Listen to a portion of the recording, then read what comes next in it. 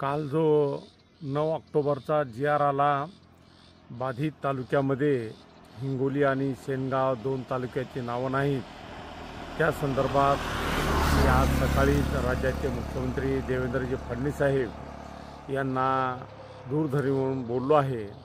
आपल्या जिल्हाधिकाऱ्यांशी चर्चा झाली, आपल्या RDC यांच्याशी चर्चा झाली, कृषी अधिकाऱ्याशी सुद्धा मी चर्चा केली आणि आपले जे रिपोर्ट असतात पर्जन्यमानाचे असोत, त्याचबरोबर जिथं जिथं शेती वाहून गेली, जिथं पिकाचं नुकसान झालं, ते सगळे रिपोर्ट हे 100% व्यवस्थित आहेत आणि ते मुख्यमंत्र्यांना सुद्धा मी पाठवलेत.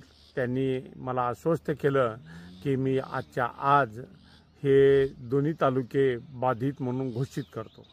तरी सर्व शेतकरी बांधवांना माझी विनंती आहे की आपण कोणाच्याही अफवाला बळी न पडता आपण सर्वांनी धीरानं काम घ्यावं, हिंमत ठेवावी अशी आपल्याला विनंती करतो.